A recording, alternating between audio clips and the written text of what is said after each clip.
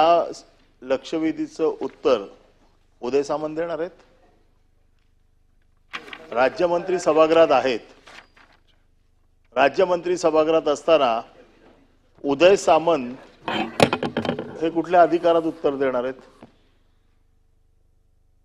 सरकारच्या वतीने विनंती करण्यात आलेली नाही सर, बरोबर साहेब नाहीये. माननीय उपमुख्यमंत्री एकनाथ शिंदे साहेबांनी 3 जणांची उत्तरं देण्यासाठी जी नेमणूक केलेली आहे त्याच्यात उदय सामंतचं नाव आहे आणि आता शिंदे साहेबांनी विनंती केली होती म्हणून उदय सामंतनी ते पत्र दिलं होतं. त्याचं उत्तर उद्या घेण्यात यावं. प्रश्न पुढे ढकलला हा विषय नाहीये. जर अशा प्रकारे मंत्र्यांची नेमणूक झाली असेल तर सदस्य म्हणून माझा अधिकार आहे, मला तुमच्याकडनं पत्र मिळालं पाहिजे की ह्या खात्याची उत्तरं उपमुख्यमंत्री नसतील तर ताबडतोब हे देतील. हे उत्तर देणार आहेत म्हणून आम्ही सकाळपासून बसलोय. आम्हाला तुम्ही पत्र तर द्या की कुठल्या खात्याचे मंत्री कोण देणार आहेत. समजा जर उपमुख्यमंत्री मुख्यमंत्री बिझी असतील तर सभागृहाला तर माहिती पाहिजे ना की या सभागृहात मध्ये उत्तर हे लोक देणार आहेत म्हणून. हे मागच्या वेळेला पण मी मागितलं होतं. आता त्यांच्या विनंतीला मान देऊन परब साहेब नाही, त्यांच्या विनंतीला मान देऊन उद्या ठेवा, उद्याच्या याच्यामध्ये तो घ्या, परंतु याचा खुलासा तर करा.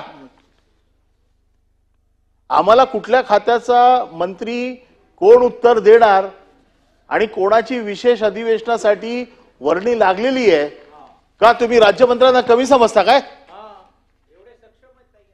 सक्षम आहेत, उत्तर देतील ना. परंतु राज्यमंत्री असताना सभागृहामध्ये अशा प्रकारे त्यांना बसवून दुसऱ्या मंत्र्यांना उत्तर द्यायला लावायचं हे सरकारचं धोरण काय बरोबर नाहीये आणि ही आपली प्रथा परंपरा पण नाहीये.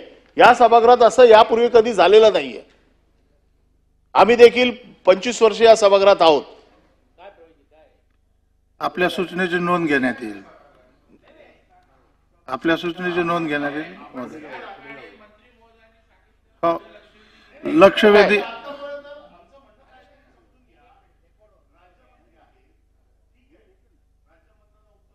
हो तुम्ही बस. दरेकर साहेब, दरेकर साहेब,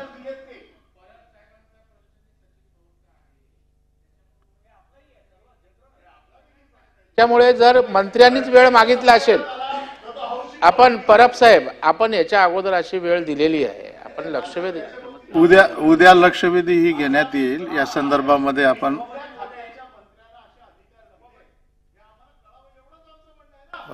आहेर साहेब महोदय सन्मान्य आहेर साहेब बोला. नाही सभापती महोदय, सन्मान्य अनिलजींनी सांगितली गोष्ट खरी आहे आणि आम्हाला तर असं वाटत होतं का राज्याचे उपमुख्यमंत्रीच उत्तर देणार आहेत. कारण हा विषय काय हा निवड फक्त मी आणि लावल्या म्हणून नाही, परंतु हा मुंबई शहराशी संबंधित आहेत आणि ह्याच्यात कुठेतरी धोरणात्मक निर्णय अपेक्षित आहे. म्हणजे ताईंनी पण सांगितलं असं काय नाही, पण आज राज्याचे उपमुख्यमंत्री होते, आम्हाला असं अपेक्षा होती की बाबा त्यांनी द्यायला पाहिजे. आता सन्मान्य सभापती महोदय, माझी एवढीच विनंती आहे की ते उद्या दाखवा, नाही तर परत उद्याच्या ऐवजी परवाच्या ऐवजी करून अधिवेशन संपेपर्यंत होऊ नये ही लक्षवेधी मला विनंती आहे. उद्या घेण्यात येणार आहे. लक्षवेधी क्रमांक 7 विक्रांत पाटील.